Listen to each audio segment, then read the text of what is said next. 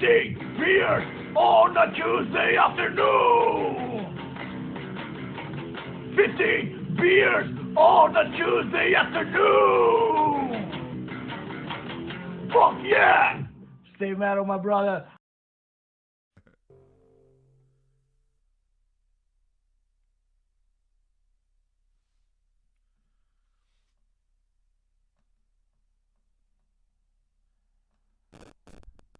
What's up?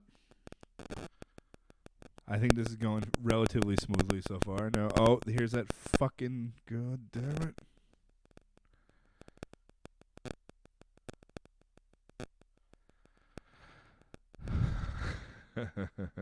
I'm getting some fuzz again. In case you didn't see before, we're just gonna do the Paul Flans Max Cavalera video again, just because it's my favorite thing.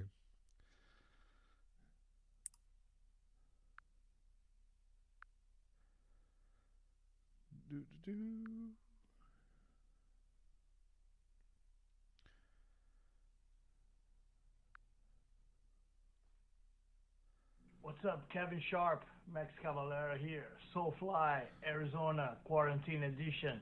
Hope you're doing good, brother. I know you have a killer podcast called 15 Beers on a Tuesday afternoon. That sounds about right. That sounds metal as fuck. And I just wanted to congratulate you on a podcast. And keep playing metal, doing some cool interviews. And I got my fucking speed guitar right here right now. I'm going to do a little riff for your podcast, Kevin. Goes like this.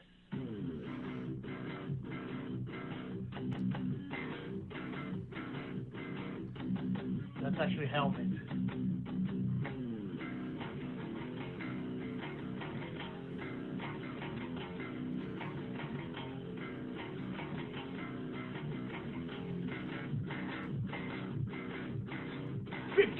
Beers on a Tuesday afternoon. 15 beers on a Tuesday afternoon. Fuck yeah! Stay metal, my brother. I'll see you on tour. Stay safe. Much love and respect. Max Cavalera. Soulfly. I can't get over it. It's my favorite thing. Especially when I got some booze in me here. Paul Flans. Fuck yeah, dude. Awesome. Thank you so much. So I think next week we're going to do Riff Lords as our theme. We have Pat Harrington from Geezer, I think is going to be one of our guests. I'm trying to get John Bryan from Dead Empires. Hopefully it works out schedule-wise. I need one of those like Jenny Jones commercials. If you or someone you know may be a Riff Lord, have them contact 15 Beers on a Tuesday afternoon. All right, we're going to call Leviathan. I don't even, it's one of these Facebook things where I've met this dude a bunch of times, but I don't know if that's his real name or not. There's only one way to find out.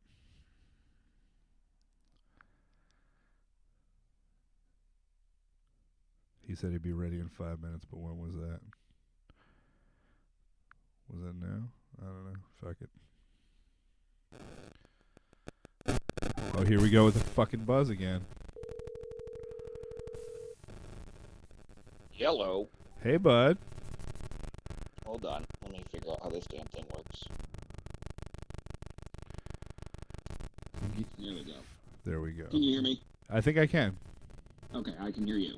All right. There's a weird, I think there's some, ghost of electronics trying to fuck my fucking world up here. I'm going directly, your phone is going directly into a, audio box that goes into the computer. But it's whenever I make a phone call, this, weird static electricity happens. And I think I can stop it with my hands like I'm some kind of fucking wizard, so I'm waving my fucking arms around like a fucking idiot. And I think eventually it just goes away. I'm not sure. There's probably a reason for it that I don't understand. I've had that happen before, if you've ever left a cell phone or something on an amp. Yes, it's exactly like that. Weird ass shit. It's yeah. It's exactly like that. I'm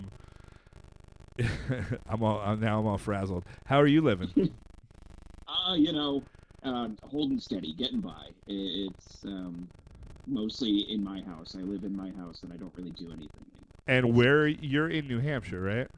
Yes, I'm in Manchester, which is, I guess, almost like a city. Yeah, that's where the Shaskeen is, right? Yep. Yeah, I'm about 20 minutes from the Shaskeen on foot, and I am waiting for the day that they let me back in there. So you're pretty close. How far is? I've stayed with Scrimmy a couple times. I don't know how far he is from the venue. He's probably a little bit further than me, and we're pretty close together. That we're on the same side of Manchester on the west side. Gotcha. And what do you do when you're not rocking the drums?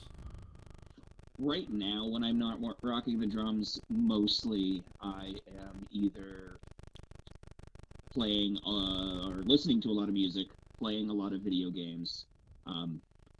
That's been kind of my whole outlet right now. It's like records, go down like Spotify wormholes, or Nice. play hours of like Call of Duty or something awful. Is that your video game niche? You go for like first person shooters? I do, but I'm terrible at them. The thing is as Yeah. much as I invest time into playing video games, I'm not good at them at all. It's just me getting my ass handed to me by 14-year-olds all the time, which is it's humbling, but it's a fine distraction. I'm sad with the direction that video games are going because of that. Like, you know, a lot of even the role playing games like Elder Scrolls Online. You know, I can't keep up with.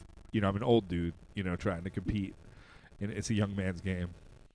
Oh, very much so. There's no way I can do that now. It's like some days I'll just get a little nostalgic and I'll try to like creep on somewhere and try to find some old Nintendo games or Sega. Oh, fuck yeah. Something to play. And then it's like, okay, this is more my speed. It's got 3 buttons and a directional, and I'm good. I can handle that. Now we're getting into all these like, you know, several triggers on each side and all this stuff. Yeah. I'm not really cut out for that, but I try. I put in a good effort. I can hold okay. Say if I wanted to play like GTA Online, I'm marginal with that. Okay. And any pro wrestling video game I'm pretty decent at, just because I don't know why. I think it's just my natural obsession for that. Is it a button sort of mashing thing, or you know like certain combinations or holdover from game to game? With the 2K series that had come out for WWE, a lot of their combinations and things and gameplay was very the same. So over a couple of years, I got really kind of adapt to it, and it's just kind of fun anyways, because I like to build matches in my head and do little weird things. So that's definitely right up my alley. See, I was like, I don't know how old you are, but I was like a wrestling head, like, you know, 80s kind of shit with like King Kong Bundy and Kamala, that kind of era, you know, and I've kind of dropped off at some point. Like, I think I dropped off right around when The Undertaker came in, so I dropped off quite a while ago, you know? Yeah. And that would have been about 92, I'd say. Yeah, somewhere. That's like right around where this is kind of a grunge, you know, grunge hit, and I think wrestling, I don't know, I just... Kurt Cobain did, you know, wrestling was good. I was like a thrash metal kid in high school, and we were like the biggest fucking nerds there were, you know, with the denim jackets and whatever. Oh, heck yeah. But then, and we had a shitty band. We were fucking terrible. Like, I didn't even have cymbals for my drum set. You know, that's how fucking bad we were. But then, like, Nirvana came out, and we got very popular. Like, you know, like, late girls started talking to you. So I kind of, like, embraced that full on, you know. The grunge movement, I jumped right in on, you know. Absolutely. I mean, I loved a lot of that. I mean, starting with Nirvana. Nirvana turned me on to a bunch of stuff from, like, you know, Dinosaur Jr., Flicker, Mudhoney, and stuff like that. Like, that really went down a cool wormhole. Even at the same time, that probably was about the time, too, I might have started phasing out some wrestling. Because I go in and out with wrestling depending on how fruitful, I guess, the options are. Because I definitely have found a certain niche within like the more independent wrestling than say like, you know, Vince McMahon's billion-dollar conglomerate. it's just my natural punk rock imperative. Yeah, to absolutely. Want to go for the tiny shit, you know. Didn't the WWF, which became the WWE, didn't they do something like towards the late 90s? They had like really like edgy, like the whole Stone Cold Austin era. Like I've read articles about that, and it made it seem cool. Like I wasn't there for it at the time, but it seemed like they were a little edgier kind of promo stuff going on then. Yeah, and so a lot of that was really good, and a lot of that is like irreplaceable. But on the inverse, because it is WWE and because Vince McMahon is just naturally a shit human, Yeah. There's a lot of stuff that does not translate well. Like, Yeah. a lot of misogyny. There's a lot of homophobia. Gotcha. There's Yeah. a lot of that stuff that, as I'm watching like full shows, because I'd rather just watch select matches now of that era just to avoid some of the garbage, because it really is unsettling, I guess. Yeah. And I don't like, I don't get offended by a lot of stuff, but that kind of shit just really irks me. So. Yeah. Well, which is weird because like as a kid, I remember like the Piper's Pit, and like to the point where we would go to like Grand Union when they had their little video rental section, and you would just rent the greatest Piper's Pit episodes, you know. And there's that the one where he starts hitting Jimmy Snuka with coconuts and shit. Like that's pretty like fucking raw, you know. Like I don't know. There was and the thing I think about that is also like you have to sort of take into context a little bit the time frame for that. Yeah. Like, okay. The 80s. Probably, I'm a little bit in the 70s. I'm a little bit. It goes over a little bit easier, but once you start getting into the 90s, that's when like really like progressive ideas started to bubble up, and like especially when Nirvana and stuff are going out there saying if you are like homophobic or you're racist and shit, we don't want you coming to our shows, like shit like that, and that kind of like definitely piqued my interest as just a human being that had been just shit on for who I was in general for like all of growing up. Those sort of statements resonate, and so I think like the stuff, the wrestling stuff that still pushed those sort of edgy boundaries are just like that sort of edgelord shit. It just gets on my nerves even today. Well, that 90s, I think, was an interesting time, too, because I think, like, 80s, it was more edgy to be, like, I listened to fucking Joy Division, or I listened to The Cure was more edgy than being like, oh, you're wrong, your gays are weird or whatever, Yeah. It was, like, more edgy to listen to The Cure than it was to be homophobic in, like, 1986. But by 1996, it kind of, changed, and that's where a lot of people are like, oh, this PC culture is just killing free speech or whatever, treating human beings like they're equal is fucking just destroying my whole ability to speak to the world. Oh, I know. It's just got to be like extreme macho, freaking, like just masculine everything. Like, go make me a sandwich. Like, they didn't have 4chan yet, so they didn't have any place to let out their inner, Oh man, what a toxic hellhole that place is, man. I just I think there are just certain people that are going to be, they're just trouble, Oh shit. My friend Paul Flange is posting a gift in the feed on Facebook here of Jimmy Snuka Roddy Piper hitting Jimmy Snuka with the coconut and the whole set coming down. It's fucking great. Yeah, and I mean, in hindsight, Jimmy deserved it. He was a murderer, was he not? Yeah. I have no sympathy for him taking a couple of coconuts to the dome. I mean, a bunch of those. I mean, I don't know. We didn't get a lot. It's very interesting because you're a Northeast dude too, right? Yes. So you didn't Born and raised in New Hampshire. You didn't get any of those like NWA. Like we'd get AWA on Saturdays, but like Ric Flair and all that shit, we would just get magazines. Like in the high school library is the only way we'd find out about that stuff. Wrestling Illustrated. Exactly. The Wrestler. I think we got like when my parents finally said that we could get cable. For a while, we could get like world-class championship wrestling from Texas. Okay, that was like the Von Erichs and shit, right? Yeah, and so that was neat stuff. I liked it. I just liked the grimy nature of the filming. It wasn't sparkly. Yeah. It almost looked like 10 years old, even though it was relatively recent material. Yeah. Just because of the technology wasn't as hip to say like what Vince McMahon was doing, or those, the flashy companies that made all that money could turn it around in the production. I liked the sort of gritty style, the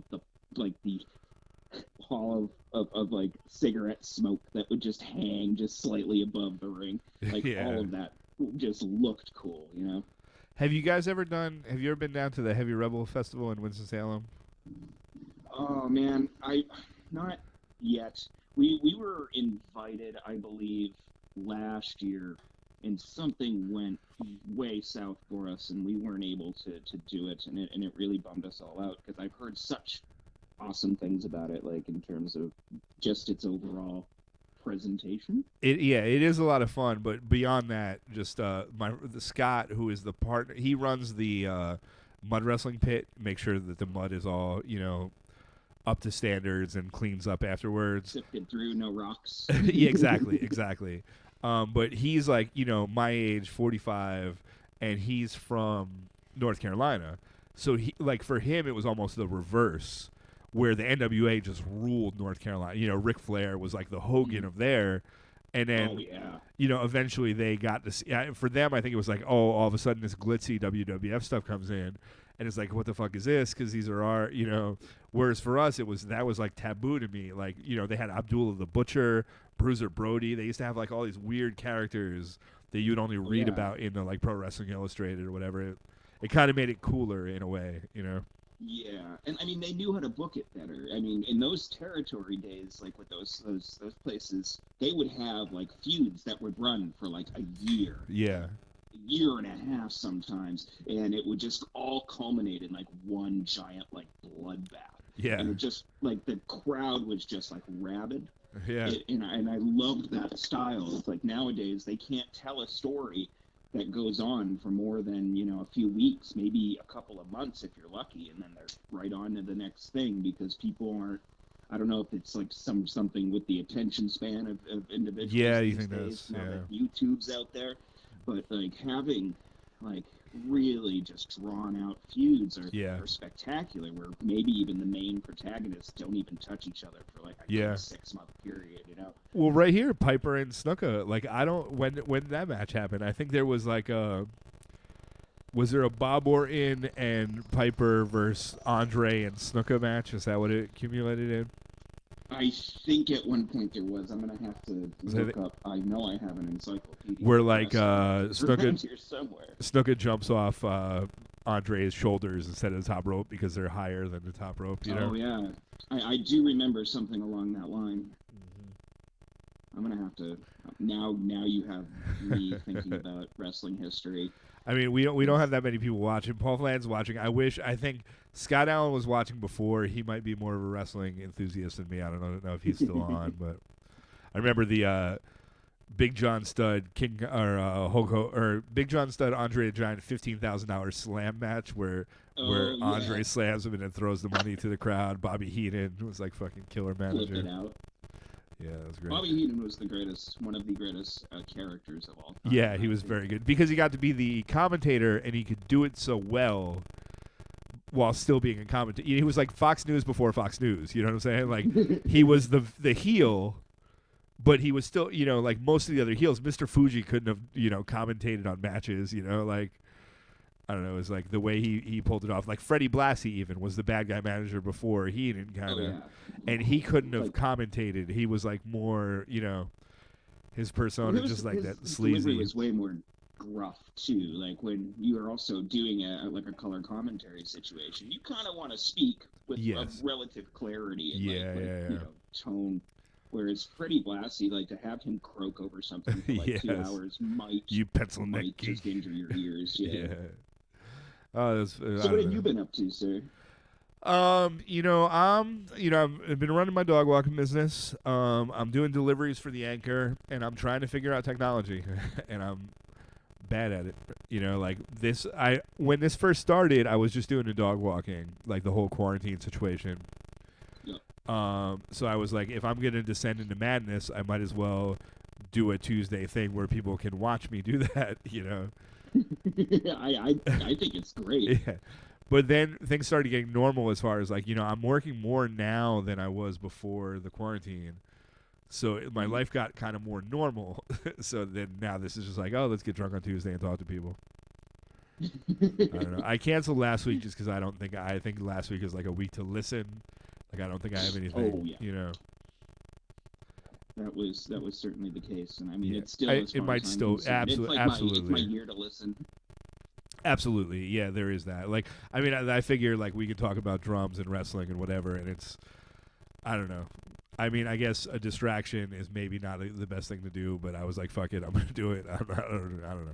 I can't even defend it, but yeah, it is all about distractions. It is interesting, like when just the whole idea of like defunding police is beautiful and amazing and fucking crazy, you know, in such a weird way. It's scary to a lot of people because when you hear those two words together, what most individuals are thinking is a lot different than what would actually be occurring. And I think there's got to be a better way to, I don't know, say that, because all the media is just of course, it. Like it's a clickbait world we live in now, and so everything is like condensed down into stuff that really oftentimes is a bit out of context and gets people up in arms before they've actually even clicked on the article or the piece that they want to read about.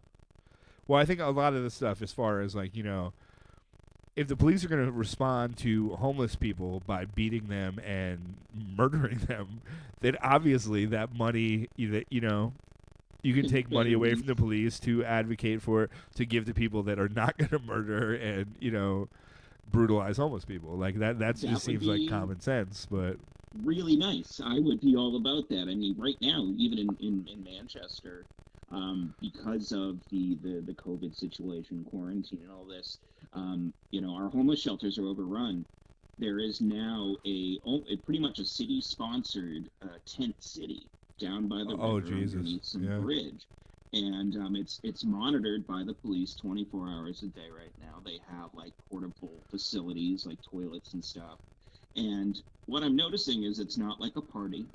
Yeah, it's very odd. We've got people with kids out there and shit, like trying to deal with this, and you know, these people are so vulnerable, and then we have, you know, cops murdering or harassing or otherwise doing, you know, nefarious things to people who are already super vulnerable. Yeah. And the, you know, the fact that my town has like so little resources diverted to such things like that. Yet, my police force owns a fucking tank. Yeah, that's fucking crazy. It's you know, I don't want this to delve into me going on a soapbox, but I mean, there are certainly better ways, I think, to be allocating money. I'm on beer 6, 9. I'm on beer 10 here. But my dark, like, you know, when I was sitting around eating lunch today and I'm thinking about, okay, so you're going to defund police. So you just have all these, you know, people that were used to being in this like militant authority position of society, and you're just going to release them into the wild? Like, you almost can't do that. Like, in this zoo that is America, like you can't. I mean, there almost has to be like a plan for that. Otherwise, you're just releasing the UFC. That's it? All the fucking cops just fucking cop division. We should have a division of cops, basically untrained lunatics that just want to swing on other people. And you can oh my, it's dark. There's a lot of fucking sick jokes to make about this. But it's seriously though, you have all these like hyper aggressive militant motherfucker. They certainly wouldn't get the fucking pensions they get from police unions. But what are you gonna do with all these cops? Like, either it's gonna be fucking not a good situation, in my opinion. I mean, some cops used to be in bands. Maybe they could go back and play in hardcore bands or something, you know? Oh dear. You get like a player for the Red Court is a cop here in town. So. All right. It's you know, weird, but that's an outlet. Cop rock. Yeah, all right. So we got the UFC cop division and we got cop rock. All right. That's it. You know, I remember like actually driving back from Heavy Rebel through like Midwestern, like middle of fucking nowhere, Virginia, I believe it was, and seeing a little side of the road "Making America Great" hat booth, and this is before Trump was elected, and just thinking, fuck, man. If I had no moral compass, this would be a great time to make money, you know? Because you can think of slogans to just get people riled up to buy all these shitty T-shirts, you know? Oh man, I had to talk myself out of doing that actually, because our great fearless leader, you know, the untouchable and unbesmirched Donald J. Trump likes to come to hang out here and have his little rallies in New Hampshire. Oh yeah, we got. I mean, once you hit north of the tolls, like it's fucking deliverance up there. So New York State is New York State's very similar as well. You know, it's And so I, you know, thought to myself, man, just think of all like the merch I could sell. Like I could design up some stuff and really just fleece these marks just left and right. Yeah. But I can't do that. I can't perpetuate the message. It's not the right thing to do. It's not the right thing to do. You're absolutely right.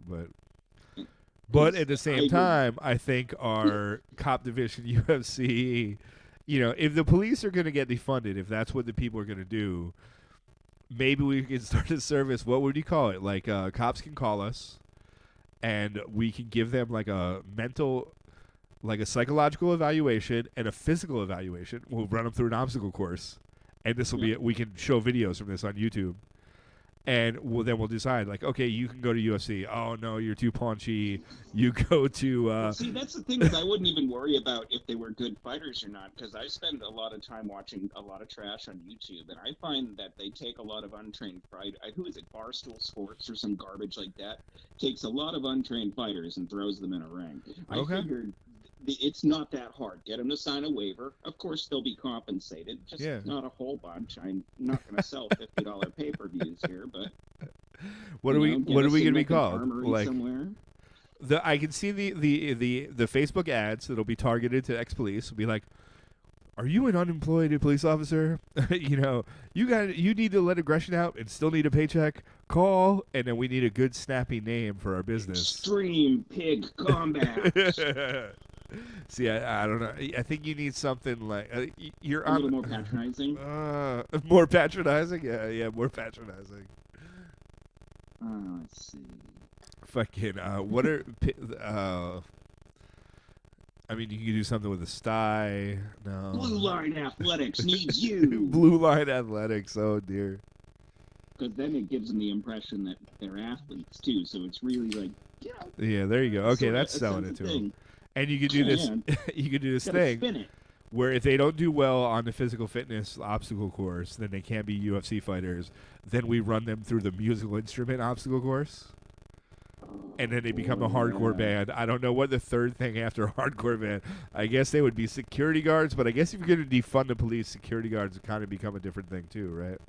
Oh man, this is like American Ninja Murderer. It's like we're just going through a bunch of things that are just going to lead to like a domestic assault. That's all it is. Hardcore bands, freaking UFC fights. Like, here we come. Well, 40% of them already beat their wives, so there's no. I mean, we're not. No, 40% are reported. Okay, so we're not. No, more wives aren't being beaten. We're just giving them something to do instead of beating the wives. Again, I'm thinking while they're out doing this and pummeling each other, the wives can make a healthy case for escape. There you go. A path of egress to you know, safety and freedom. Maybe take the little bambinos with them too. Who knows? There you go. I mean, well, maybe that's where our funds can go. Because I'm not looking to get rich off this. All our money can go. All the money we make off watching cops fight each other or try to start shitty hardcore bands goes to helping their wives escape from them. We're investing it into the marginalized communities that they've otherwise disrupted for the last 50 Absolutely. years. Okay. I'd like to think that it's a non-profit. We could of course, get the paperwork drawn up for that tomorrow. Like, what Blue Lives call, Athletics? Like, Buffalo, New York already, yeah. BLA? Blue Lives Athletics. All right. Blah. Blah. Blah. Because that's what those fights are going to look like. It's going to be two dudes getting gassed in freaking 45 seconds. And we get to just throw stuff at them. Because, it'll be low rent, so you can bring like quarters and things to throw. Because if you throw quarters, they're also getting paid additional. Well, here's the thing. If the fight goes on too long, you can just throw in some tear gas. And see how, Ooh, not bad. Mix it up. Didn't disperse quick enough for me. Now, see, here's happening. Every time you're taking a sip of beer and I hear that aluminum can hit that table, I just keep picking up the bottle of whiskey that's been sitting at my feet. Jesus. So all right. The animation is happening, and I have a little coffee that I made earlier to chase it, so I can kind of. All right. Well, I'm not here to get you too. I don't want to. I don't want to ruin your day, Lee. Oh, my day was not that bad today. It was better than yesterday, where I ruined my day the day before by drinking myself into an oblivion. Yeah, what happens? It's quarantine. Things get ahead of you, especially when you're quarantined, and it's like, at this point, I'm pretty psychologically wrecked. I haven't played a gig in about 3 months. I haven't seen a gig in about 3 months. These things are pretty much integral to my existence and my sanity. So having them both kind of stripped away from me real suddenly, it has not been all that helpful. And I have been compensating with a great deal of whiskey and things. So sometimes things get ahead of you. And this weekend was one of them.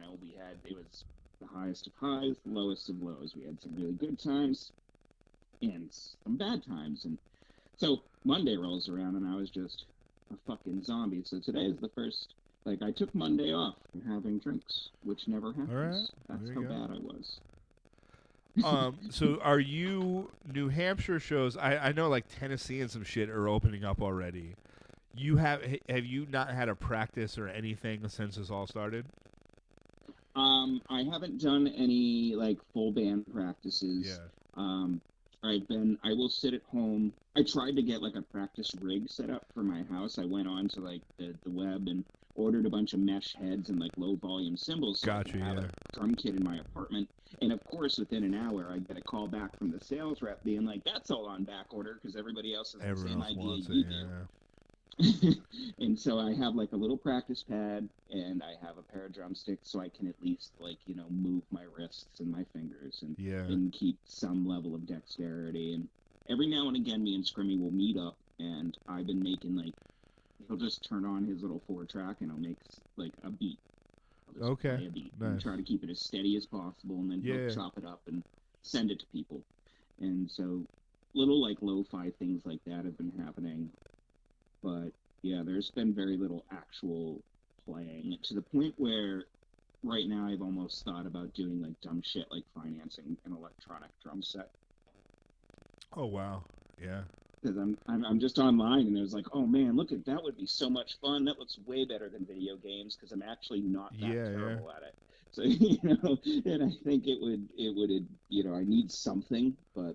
And what is something like that, a decent enough to play for a drummer that is used to being a working drummer? What's that run you? I mean, the one I was looking at was certainly not the top of the line, but you're looking at spending $2,000 or something like that, and that's a shit ton of money that I really shouldn't be spending because I technically don't have it. Yeah, and you could get for $2,000. That's a I can get it financed. A nice kit and some decent cymbals for Oh yeah, that would be more than I've spent on my current working rig. Yeah. That's just me buying, and it's mostly in the module itself, the little head that functions. Yeah, I gotcha. All the other stuff, and because back in the day when you had electronic drum sets, because I tried a bunch out when I was a kid, it was there was always millisecond delays with your strikes. You couldn't do rolls. You couldn't Gotcha. It wasn't touch sensitive. Now all of these ones you can reach up and choke your fake cymbal and it will. Oh cut wow, off. That's fucking So it's awesome. just okay, now you're talking. This is more my speed because. It jarring when you're trying to practice and you just even a millisecond sort of delay from your strike to what you get out of it can throw you way off. And I'm not a technical drummer by any means, but that's still disruptive. Yeah. That's what I'm trying to get into here. I have my drum set up in my house now. And I'm trying to get into recording so I can record loops or even just beats. I guess they don't have to be loops necessarily, and just send them to some of my old married friends who, like, we could never get together to play music, but now that this is happening and I'm trying to, like, just send beats to someone, I can send them to, like, these friends of mine that are fucking killer guitar players that can't make practices, so maybe this, like, will give us an opportunity to make music where we couldn't before, you know? Yeah, and that was another, like, almost encouraging thing behind, like, the electronic set, because even if I'm playing on an electronic kit, if I'm recording into, like, if I'm going through the interface into the computer, there is no ambient sound, so all you're getting is just So, like, the drums. tap, yeah. And you don't have to, and, you know, nobody has to worry about any of, like, those odd things that happen if you're trying to, like, do a guerrilla recording session, say, in your apartment on a rather busy thoroughfare. Yeah. Is that your situation? You live, like, with your neighbors are not having it? Yeah, I mean, I live, it's like a 3-family. I got neighbors upstairs and downstairs. I'm on the 2nd floor. Yeah. And all my neighbors are fine. I mean, my neighbors upstairs make a shit ton of noise, which doesn't bother me because I make a shit ton of noise. I'm still trying to figure it out if it bothers the people downstairs. That's what. But I've lived in this duplex for like 8 years, and the neighbor's always out there with his fucking metal detector, like pretty early in the morning, which is like you're not gonna. We have it's like 10 by 10 fucking yard. You're not gonna find anything, like you're not. He just keeps running the same 10 by 10 area. Exactly. And their kids are always yelling, so it's like. I've had the drum set here, but lately I've started playing it a little bit. Like between like 1 p.m. and 3 p.m. Like that's where I gotta go. And they there was a day the other day I was walking out while they were out there like, oh, you got a new drum set. Well, it's not new, but it's new to you. Yeah, I did that a few times in my apartment too, and actually it turns out the kid downstairs, like he's like probably 14 or 15, is learning how to play bass. Oh, so fuck yeah. I think everybody's kind of in agreement here. Yeah. That maybe a little bit of noise isn't the worst, because I came home one day and I felt a little boom and a little hum coming from downstairs. It's like somebody is hacking their way through Seven Nation Army right now. Oh, shit. Yeah, that's fun. And I was like, this is cool. And so, it's at least I think there's some sort of acceptance because everybody in this building is a tad bit loud. And we're all kind of... What's like the glass houses, throw stones thing?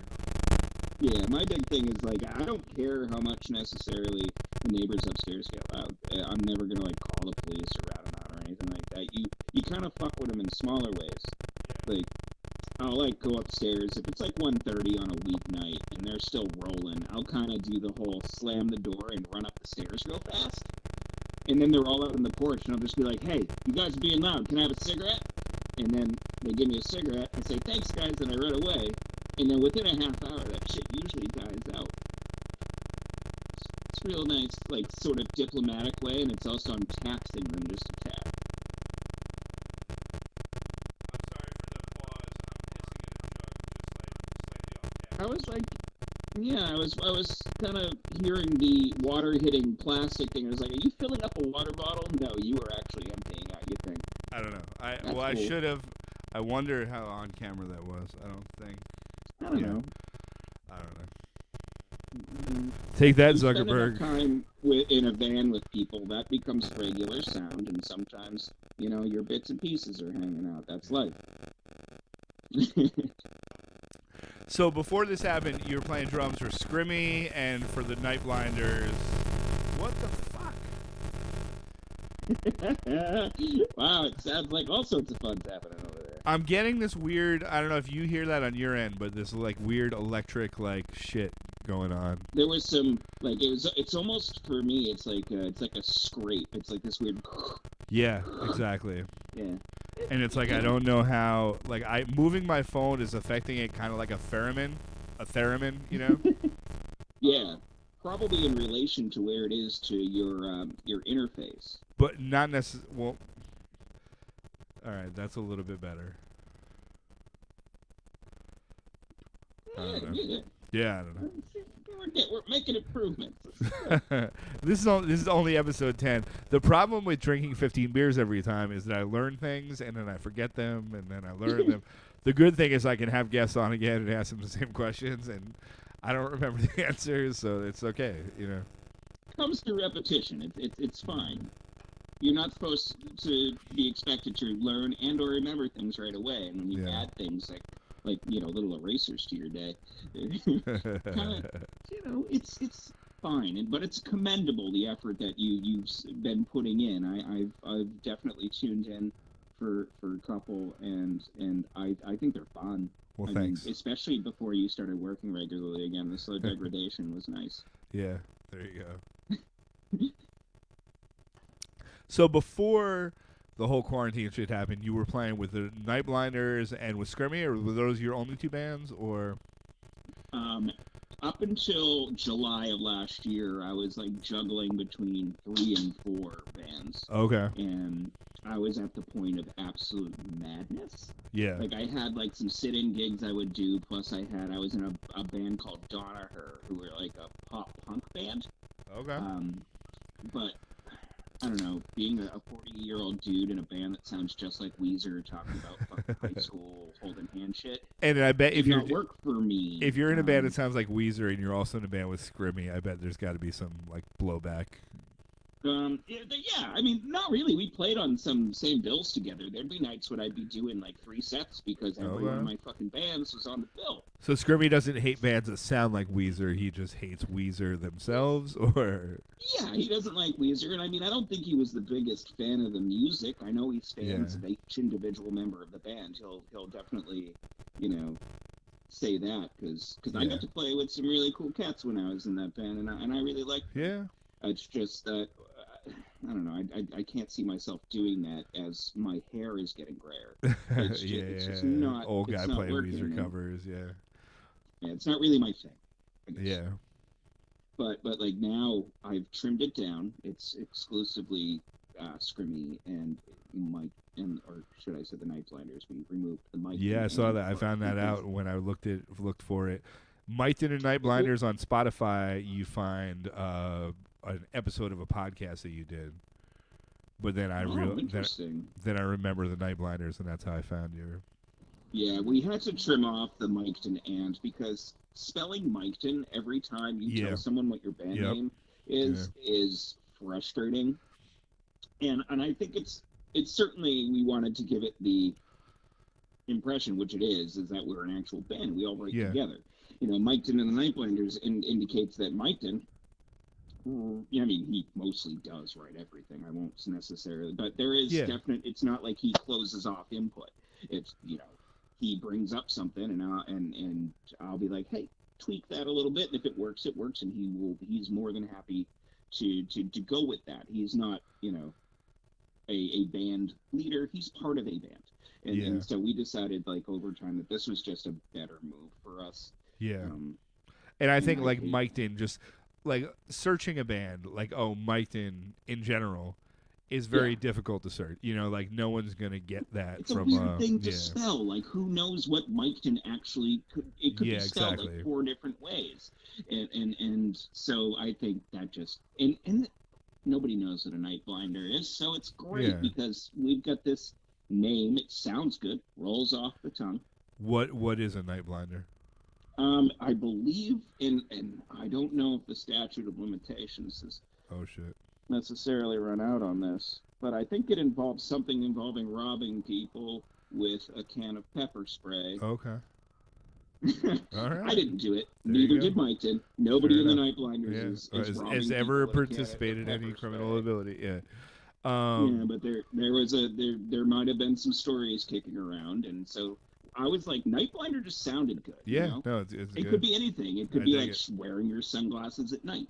It could be getting Hammertown, USA. It's open to interpretation. I like it, and it sounds good. The last time that Miketon was here, I think him and Dwayne Mark were doing solo shows.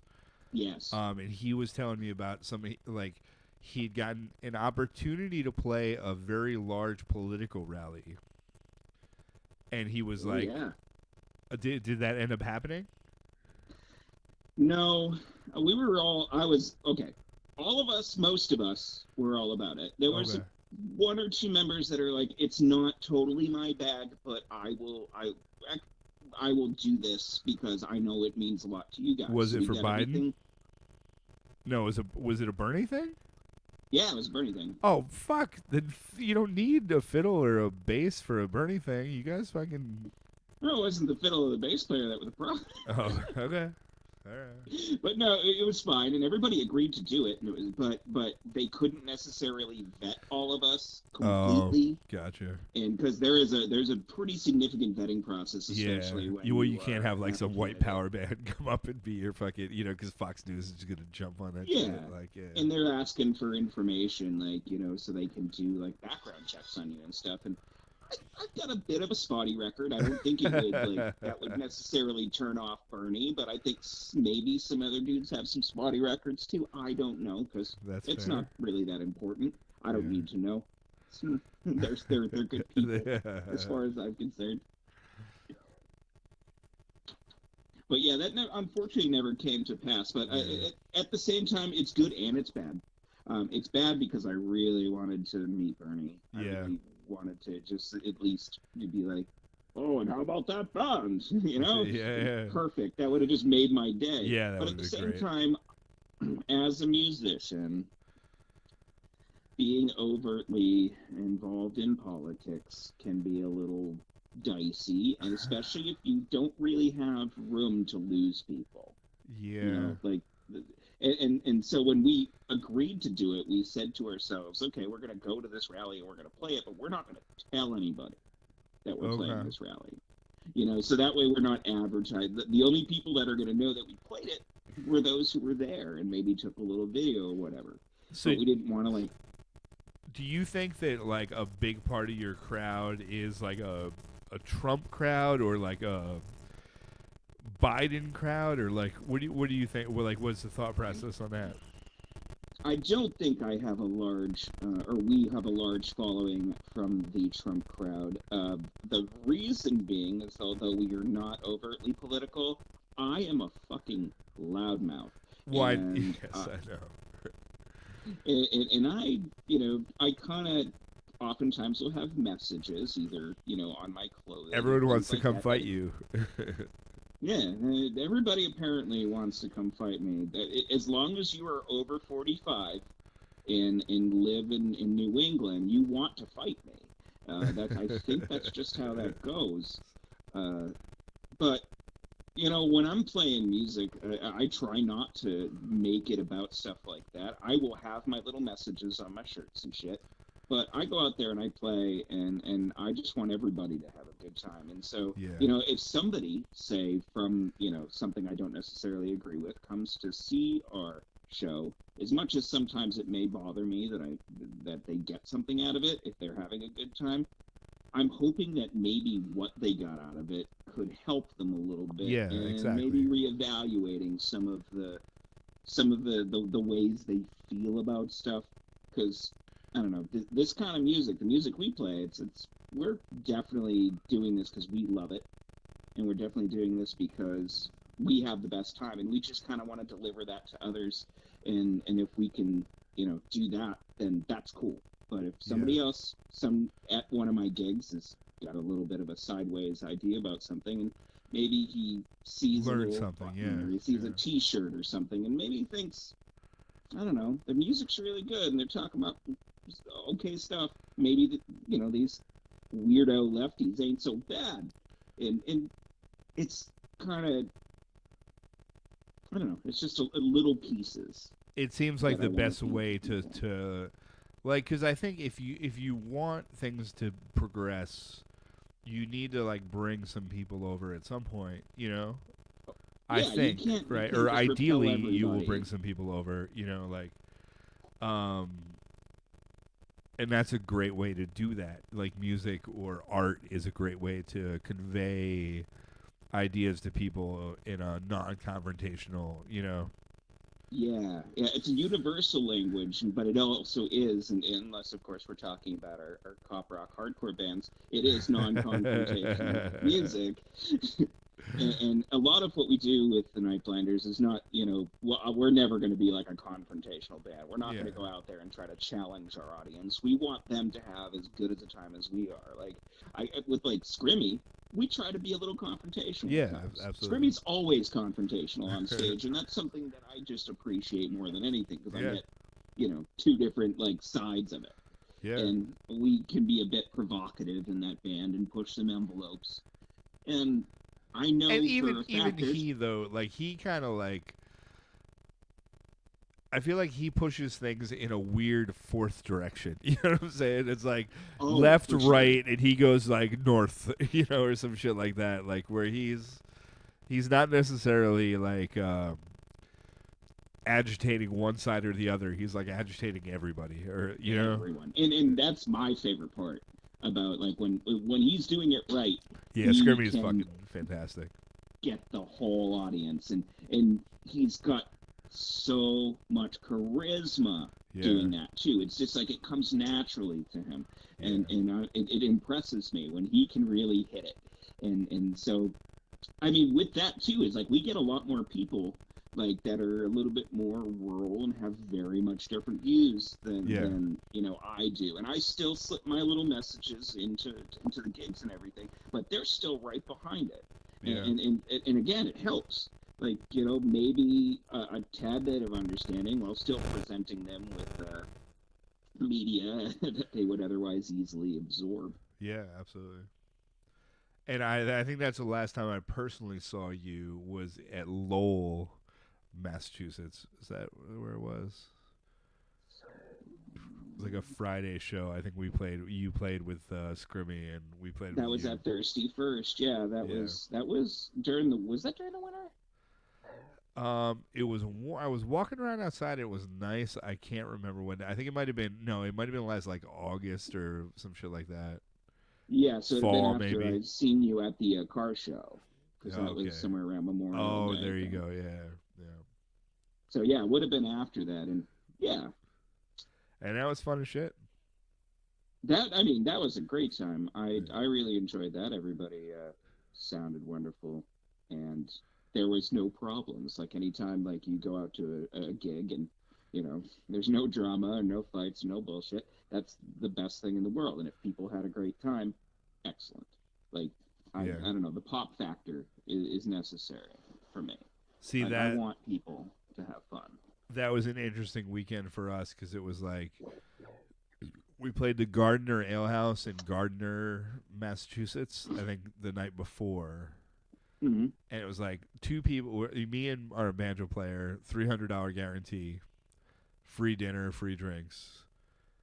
A couple of the waitresses kind of watched a couple of our songs, but it was basically playing 3 hours to a fucking wall. It was it's great to get paid that much though, and to get all of that. It is. And then Friday, I'm pretty sure that show Friday that we played with you, our band tab was for two people was more than we made from the door. We sold a shirt maybe to cover the we didn't go into the red necessarily, but yeah. That's the thing too, is it's hard to maintain finances within the function of a band. I am so thankful. I can somehow balance a day job and playing music. And what is your day job normally? What do you do? I am an office jockey, really. Oh, okay. I work for a company here in Manchester. I'm not going to get into dropping names or anything, sure. Just for safety's sake. Yeah. But it's mostly I do math. I do a lot of math. And I was never good at math in high school. I barely have a high school diploma. I got it. It's not a GED, but somehow people trust me. Calculus math or trigonometry math or analytical billing type math. Okay. Looking at either generating bills. Okay. Fuck yeah. Or reviewing them for errors and things like that. It's kind of almost like accounting, but without having to spend too much money in a college. And so it compensates me well enough for where I'm okay right now. I still have to go into work. Yeah. I still work every day. Okay. So I am. But you're doing it from home, or no? I go into the office because we also have to have somebody there who, like most everybody else does. I'm working in a big building pretty much by myself. Oh, wow. And it's like, because somebody's going to be there to receive the mail and do all this. Like all the stuff that like normally functions on its own without anybody there, you know. So I'm just there. Everybody else works remotely, and I kind of just like, you know, occasionally Skype in with folks and stuff. But I did merch, and I'm sorry, I'm cutting you off here. No, what were you going to say? I mean, at least I've got that. That offers like at least a sense of normalcy. Yeah, there you go. I did merch for the Lara Hope tour with Brian Setzer, like playing these big theaters or whatever. Mm-hmm. And our load-in was always like 3 or 4 in the afternoon or whatever. And it's like you're in a van with everyone. You stay in these rooms with everyone. You always got to take, you know, the tour shits kind of thing, right? Yeah. My favorite thing was these like 5,000 person theaters, shitting in them while no one else is there. Like, you know, you're in one of the like, you know, 11 or 15 stalls, but you know that nobody's coming. Like, you can keep the door open. It's already been rolled over. Yeah, it's like, well, it's the day. It's like everything's clean. No one's been there yet, and he can just like shit peacefully at his giant theater. You know, like it's, I don't know. That was one of my favorite experiences. Oh, dude, that's great. Like, it was like you could go to the green room where like you have your own private bathroom, but I liked better like kind of deflowering one of the. Yeah, and you don't want to stink up the green room. Yeah, exactly. Like that's those moments are pristine. Like I can think about. I remember once, and this is traveling back a ways. It was like somewhere around 2003, and I was at a festival in the like most northern tip of Maine, and I was going to see what I consider, and this is going to be a problem for a lot of people, the greatest American rock band going today, known as Phish. Oh, boom. Yeah, I dropped that. Well, aside from Cactus Attack, I mean, it's Phish and Cactus Attack as far as I'm concerned. Okay. But I remember once, like, queuing up right when the gates opened to the concert grounds because I could run to the Porta Johns that had already been removed. Oh, yeah. And they're fresh and so clean. So I get in there, and I've got a couple of days worth of peanut butter sandwiches in me here, and that needs to go. And I remember just Neil Young's Harvest Moon playing just ever so daintily. Oh, nice, system. Yeah. And it was just like, this is Zen for some strange reason. This is what it is, yeah. But I think it is that sort of like, I'm going to trash this bathroom, and I'm going to be the first person to trash this bathroom today. You're like Neil Armstrong or Columbus, you know? Heck yeah, discovering new unfettered land of pooping places. Woof. All right, man. Well, I'm fucking petering out here. You're not. I could talk to you probably all fucking night, but I tend to once I get going on a good thing, I can keep doing it. I mean, I actually have another beer. I don't know. Let's keep going. What's our next? I mean, yeah. What beer are you on right now? 2, 4, 6, 8, 10, 12. I'm on 13. So I guess, you know, if we want to keep it going for 2 more beers, let's fucking chat. We kind of have to go through 2 more. I mean, it is the name of the show, and I would like to think that we live So what are we going to go to? We want to go to music that we like that's not Phish? Do we want to go to our Blue Lives? I can talk about Blue Lives. What was it called again? Blue Lives. Oh, Blue Live Athletics. Blue Live Athletics for all the out-of-work cops when police get defunded. We're gonna run them through an obstacle. We're gonna run them through an obstacle course, and here's the thing: they have to pay us to show up to it. It's a pay to play. We're going pay to play with cops. I mean, entry fees, yes. Yeah, entry fees, of course, yes. Yeah, there's always entry fees. They but don't. At the same time, honestly, I think we might. I didn't think we should make them sell tickets, but maybe I think we should make them sell tickets. I'm never doing a pay-to-play. Oh, but not for cops. Come on. Even for the cops, you know what? Pay-to-play, I think, is one of the most like exploitive and shittiest things. It is, of course, yes. For artists, an entry fee is like a good cover. It's like if you're going to be like if you're a comedian signing up for some fucking shitty all right, comic. So defunded cops they'll be allowed to pay an entry fee, and it will give them a psychological evaluation, and then we run them through an obstacle course. If man, like one is going to be American Gladiators. Like, okay. Total, like, we're gonna have an American Gladiators obstacle course. Okay, if you lose, the okay, eliminator at the end. If you lose the obstacle course though, then what is your job? Where do we put you then? Or do you become like a security guard? Point, at that point, we'd first get you then through the band obstacle. Because you could be like, oh, you could fuck the obstacle course and then just be a killer like singer for a hardcore band. Like, yeah, all right. Yeah, All right. Are we gonna police when they put out their hardcore stuff? Are we gonna police their content? Like, like are we? If we are sponsoring it, or if we have any involvement, because it's gonna be like pretty fucking bad, probably. If you defund the police, these people have no jobs, and their opinions about not having jobs are not gonna be vocally, positive. They're gonna be. You could imagine. Oh yeah, I guess I don't know if we necessarily want to make any more Screwdriver records. Yeah, I mean, I think it's gonna be worse. Yeah. Can you imagine defunded Kevin, police that were like? Told me that. What's that? You never told me about this possibility at first. Well, defunded police that are not physically fit enough to fight in the UFC, but are forced to become a hardcore band They're gonna make really aggressive fucking anti-pause. Yeah. Is that what is it? Do you remember? Yeah. Do you remember the first UFC matches though? I mean, if you look at some of those crown bombs that came out in UFC like 1 through 7, come on, we can still have a place from. Even they could be ring dudes. We'll put like a bikini on them or something. Let them trot around like a card. I used to be in charge of fucking Fort Wayne, Indiana. Now I'm wearing a fucking bikini carrying a Ring 2 card. Yeah, that's called humbling. Yeah. Once you start humbling them, that's when things change. Because that's the thing is like there's that's just there's a level of egotism there that's not going to die unless you truly humble a human being. That's you're absolutely right.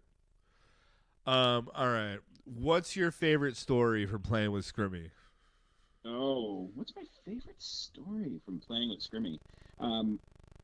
Most of them I don't remember. But I think my ultimate favorite, because, we had it coming. This lady definitely deserved to heckle us. Because we were doing a gig in Salem, Massachusetts, and we were... I hear the pee bucket again. I was trying to be discreet. Yeah, well, you gotta find a mute button for that bad boy. But I was in Salem, Massachusetts with Scrimmy, and our guitar player bailed. We had to find a replacement bass player. At least we found that ahead of time. And then, this was before Scrimmy decided to stop drinking. He was a little bit under stress, so he got Hammertown, USA. Seeing how we were under that stress, I got Hammertown, USA too. And we played one of the worst gigs we could have possibly made. But the most shining moment was this woman was heckling us. And she was heckling us real bad. And, we kind of deserved it. But Scrimmy was not really having it and kind of just found a way to sort of jab. And it wasn't direct punches or direct verbal punches or anything. It was almost sort of just kind of tongue-in-cheek implied towards that direction. And he got that lady so good. He drove her up a wall so bad that she left, a $15 cover show, didn't go get to see Scissor Fight. She just fucking was like, fuck you, and left. Wow. And we were the first band on. And I was like, that's power. Yeah. I mean, there's been some times, too, and, we've played and, we've all, taken our clothes off and shit and done stuff like that. But I remember just the absolute, reaction of this person. And I thought, wow, Scrimmy, you're really good at this. Because he didn't say anything terribly, offensive. There was nothing that was untoward about his what he, said. It's just the way he said it and kind of... Oh, I wish I could have remembered the quote because it was really good. And he's got a way about him. that magnificent. He's one bastard. Of my favorite people in the universe. When we first met, oh my gosh, it must have been over 10 years ago now. Like, I always thought that he kind of thought I was just kind of like some kind of old man crumb bum, because at the time I was playing in like a blues band, like not a terribly good blues band, just your typical New Hampshire like white kid blues band, doing whatever you can to make some money. And he came to see us once, and I remember he sat there for about a good 45 minutes. Then he took off, and I didn't see him for like months after that. And then all of a sudden he started to just pop up places, and slowly we became very, very acquainted and very good friends. And like, I will sing Scrimmy's praises to anyone who will listen, because he changed the face of like the Manchester music scene when he moved here. Yeah. Like, he created a place where not only bands from this area could play, but bands from this area could mix in with bands from out of the area coming through on tour, and it created this environment in this scene that up until him coming here did not exist. Like, I grew up going to like shitty VFW like hardcore shows and stuff like that all eventually got stopped because there was a great deal of violence. A lot of it was associated with some shit. Well, a lot of that East Coast, like not even East Coast, but like Boston area hardcore or punk rock was super violent, right? Oh yeah, it was super violent, and then they turned into crews. Like, they had that gang shit going on, and I mean, I'm never a big fan of like that. Yeah, no, I mean, you'd be crazy to be. Ruins a good time. I remember 1993 or 4. Two of my best friends that I ever met, I transferred to. I moved to New Paltz in New York, and went to the record store and found a flyer. Drummer wanted Mudhoney, Fugazi, Rancid. Cool. And I was like, fuck yeah. And those are my friends Ian and Tom. My friend Tom actually lives in Keene now. They had met each other in Lyndonville. They went to school up there in Vermont. But they introduced me to so much. Sir. They introduced me to so much fucking music, and we used to cover American Night by the Bruisers. And it was like, I didn't even know what that meant. And we did this fucking Halloween party where I think I did a mohawk, but my friend Ian had a shave. He had short hair to begin with, so he shaved his head and put on suspenders. And we did American Night. So after that, all these dudes are coming up to him like, "Yeah, brother, we know what you mean." And he's like, "Wait, what? No." No. So, wait. and we just didn't even understand what we were dipping our toe into with like some of the, And the Bruisers are fucking amazing, but some of the. I played some Bruisers songs. I was in this for their reunion, quote unquote, tour, like this band $5, which was like a ska band in New Hampshire that was relatively regionally famous. And we would do These Boots by the Bruisers. Oh, okay, nice. And then I was in a band called To the Gallows for a while, which had the Reverend Todd Seeley in that, and he had played with the Bruisers for a bit too. And so I have like a bit of like degrees of separation from them. Well, that's what my friend Tom from Lewiston, Auburn, Maine, he would talk about, like fucking Keith Richards, like buying them beer, but then insisting that he come to the basement and drink half of it with them. Like he was like the older dude that would get, like, oh, can you buy us a case of beer? Yeah, but it's $40 instead of 20, and I'm gonna drink 12 of them in your basement with you, and like that being Keith Richards from the fucking Bruisers, which is fucking weird. I don't know. That's the funniest thing I've ever heard.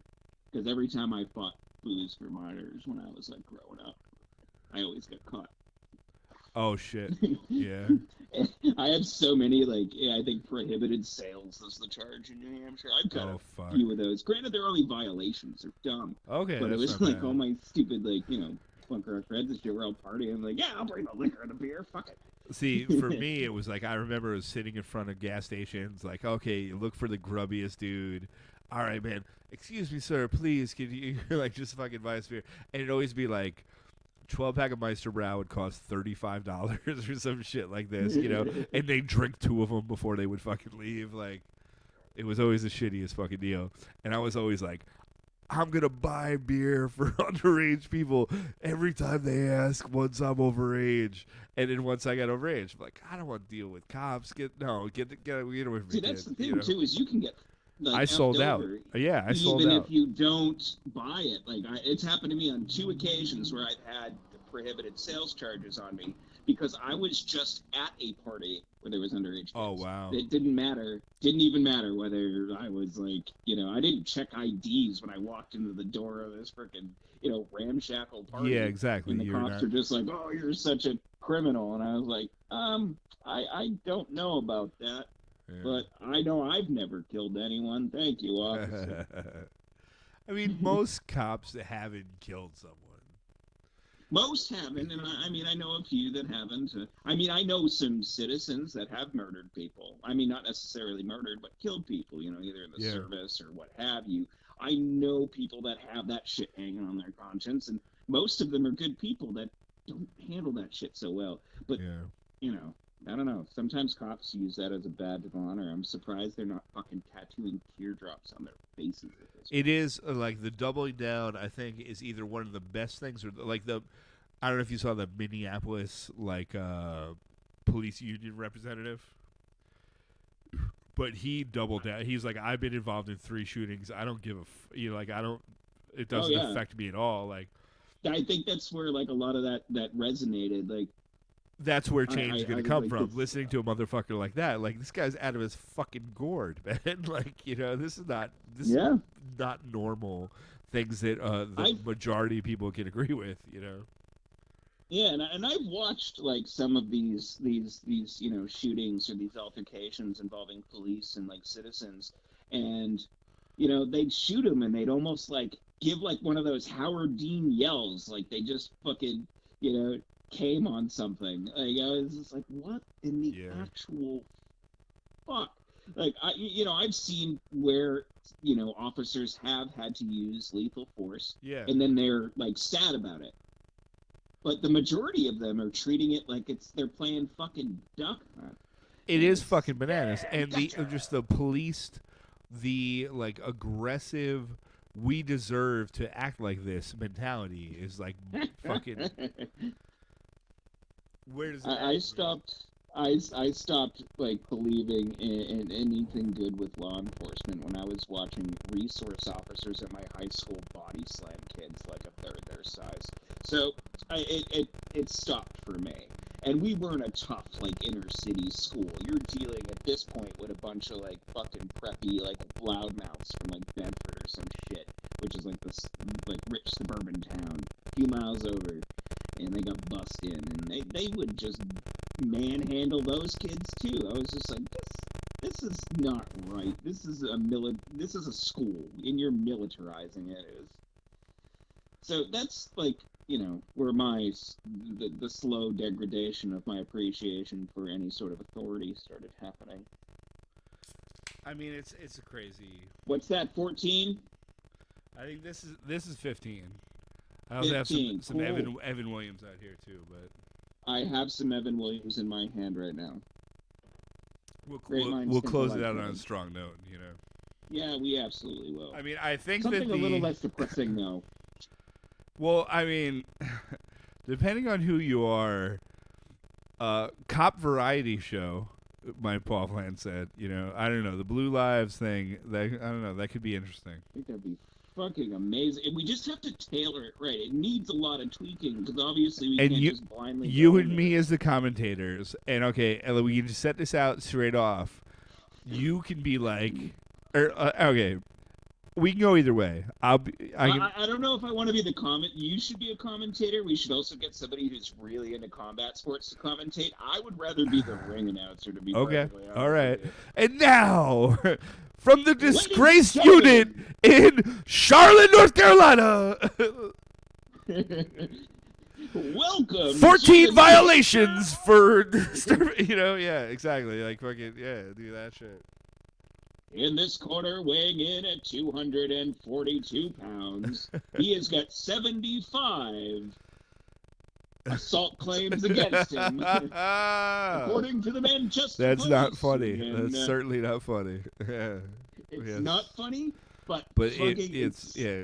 Well, it would be perfect because turning it into why some not just- Mad Max fucking let them fight themselves, you know. Yeah, it's fucking dark. Fuck, I'll even electrify the goddamn cage. Let's make this scene interesting, you know? Like a light charge, like it's a taser, you know? Do we allow ex-prison guards to become involved? Oh, absolutely, they're complicit. Uh-huh. All sorts of correctional officers. As soon as obviously, you know, we're going to have to shut down a lot of these private prisons that Of basically course, just exploit yeah. people from not. Shit, I'm getting on that thing, Kevin. We should, no, I like because what I'm interested in is what's gonna happen to these fucking dudes once this is over. Like, where are they gonna go? It's like MMA, you're just throwing and you're throwing all these fucking, you know, like. bars still need bouncers too. I mean, the lowest. Is this? Of the low But no, can you check don't an want ID.